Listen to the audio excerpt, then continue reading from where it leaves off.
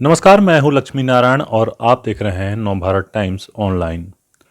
आज हमारे साथ हैं पन्नालाल असर, उत्तर प्रदेश हिंदी संस्थान के सम्मान से सम्मानित और बुंदेलखंड के प्रख्यात संस्कृति कर्मी।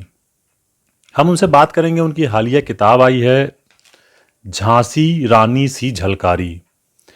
झलकारी बाई के बारे में बहुत सारा लोग जानते हैं और बहुत सारी चीज़ें नहीं जानते हैं। रानी लक्ष्मीबाई का नाम तो पूरी दुनिया जानती है और उन्हीं की सेना में एक सैनिक के रूप में काम करने वाली एक गुमनाम नायिका के बारे में उन्होंने पूरा रिसर्च करके एक उपन्यास लिखा है जिसका नाम है झांसी रानी सी झलकारी। तो हम असर जी से जानना चाहेंगे कि असर जी, सबसे पहले बताएं कि ये किताब लिखने का आपके मन में कैसे आया।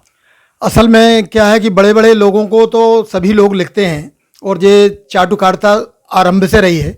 पर्दे के जो पीछे जिनका काम रहता है वो कभी आगे नहीं आ पाते। कि महारानी लक्ष्मीबाई को सभी जानते हैं, लेकिन महारानी लक्ष्मीबाई की सेना में तमाम ऐसे गुमनाम वीर और वीरांगनाएं थीं जो कि समय की गर्त में वह डूबती चली गईं और आज उनका कोई नाम लेने वाला या उनके संदर्भ में कोई बताने वाला नहीं है। और जितने भी पिछले साहित्यकार हैं उन्होंने महारानी लक्ष्मीबाई को ही लिखा है, झलकारी को बहुत कम लिखा है, जबकि झलकारी का अहम रोल 1857 में था। यदि झलकारी हूबहू रानी की हम शक्ल नहीं होती, चूंकि बन्नालाल वर्मा ने अपनी उपन्यास झांसी की रानी में लिखा है कि वो हूबहू थी, और जब रानी ने उन्हें अपने हाथों से सजाया और दरबार में आम खास के सब सामने लाया गया तो उनकी सखी सहेलियां भी नहीं पहचान पाई कि इसमें झलकारी कौन है और झांसी की रानी कौन है।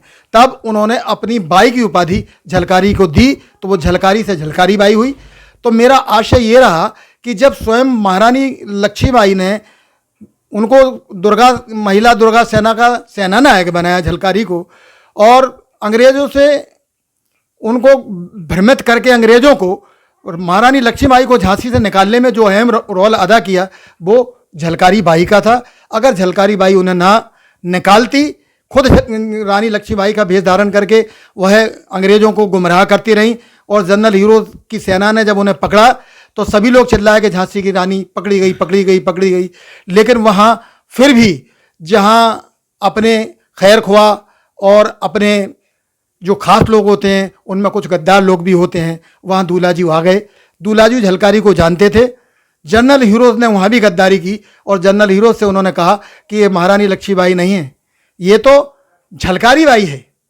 तब जनरल हीरोज ने देखा और दूलाजी को रवाना किया, बोले आप जा सकते हैं, और अपनी सेना को अपनी अपनी कैंपों में भेज दिया। लेकिन झलकारी को वो रोके रखा। उन्होंने कहा तुम्हें सजाए मौत हो सकती है, तुमने ऐसा काम क्यों किया। तो देखिए, उन्होंने स्वामी भक्ति की मिसाल दी है, और स्वामी भक्ति की मिसाल हमारे भारतवर्ष में इतिहास में बहुत कम। जैसे पन्नाधाय है, अपने सुपुत्र को उन्होंने मरवा दिया और महाराजा के पुत्र को बचा लिया। इसी तरह महारानी लक्ष्मीबाई को उन्होंने निकाल दिया था। वो कालपी से होते हुए कोच होते हुए ग्वालियर पहुंची और इधर खुद को गिरफ्तार करा लिया, क्योंकि झांसी रानी समझ करके झलकारी को अंग्रेजी टुकड़ी ने गिरफ्तार कर लिया था। तब जाकर के जनरल हीरोज इतना उनसे प्रभावित हुआ कि हिंदुस्तान में और ख़ासतौर से बुंदेलखंड झांसी में ऐसी अगर एक भी नारी है और ऐसी अन्य और नारी हो जाएं तो निश्चय अंग्रेज भारत वर्ष में कभी भी, आज तो क्या, कभी भी राज्य नहीं कर सकते थे और ना कर सकेंगे। उन्होंने प्रसन्न होकर के उसको जीवन दान दिया। शर्मा जी, झलकारी को जीवन दान दिया, और जिस तरह से अकबर ने अनारकली को जीवन दान दिया, गुप्त रास्ते से निकाला, उसी तरह से सबको ये मालूम चला कि अंग्रेजों ने शायद झलकारी को मार दिया।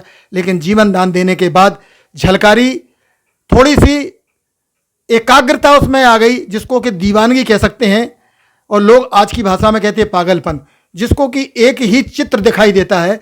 तो उनके दिमाग में, झलकारी के दिमाग में ये था कि रानी लौट के आएंगी और फिर एक नई सेना गठित होगी, और नई सेना गठित होगी तो हमारे राज्य में फिर से शांति बहाल होगी।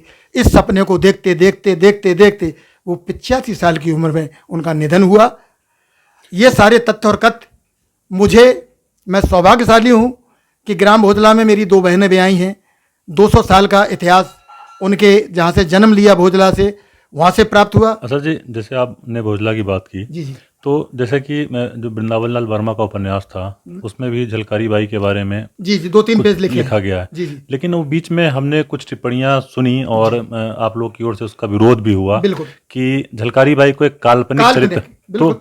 तो वही हम जानना चाह रहे हैं कि कैसे ये बात उठी, फिर उसको किस तरह से आप लोगों ने पुष्ट किया, और आज की डेट में तो खैर लोग मान ही रहे हैं। जी जी कल्पना काल्पनिक इसलिए बतलाया गया कि जब झांसी रानी के साथ साथ झलकारी जब फेमस होने लगी, तो जो चाटुकार साहित्यकार थे उस समय के, कि जो कहते थे नहीं आपने बहुत अच्छा किया, उन्हें राजा महाराजा इनाम पुरस्कार देते थे, जागीरें लिख देते थे, गांव देते थे। इस तरह के जो लालची लोग थे, साहित्यकार भी थे उसमें, कुछ ऐसे हमारे समाज सेवी भी थे जो सिर्फ लालच के बल ये उनकी हाँ में हाँ मिलाते थे। तो झलकारी का जब देखा कि झलकारी का बराबरी से नाम आने लगा, तो उन्होंने ये सलाह दी कि महारानी लक्ष्मीबाई का तो नाम इसमें दबता जाएगा और ये उड़ते जाएंगे। तो झलकारी को उन्होंने ये कहा कुछ नहीं, ये तो सेना में जरूर थी लेकिन ये कल्पना है। अब जब इतिहास हमारा ये कह रहा है कि दुर्गा सेना की वो सेना नायक थी, महिला सेना नायक की, तो फिर वो कल्पना कहाँ है? तो ये थे हमारे साथ पन्नालाल असर, जिन्होंने झांसी रानी सी झलकारी, एक गुमनाम नायिका की कहानी हमारे सामने लाने की कोशिश की है। कुछ दिलचस्प और रोचक कहानियाँ उन्होंने हमने बताई, और ऐसी बहुत सारी रोचक कहानियाँ इस पुस्तक में दर्ज हैं जिसे पाठक पढ़ने के बाद समझ सकेंगे। लक्ष्मी नारायण शर्मा, नवभारत टाइम्स, झांसी।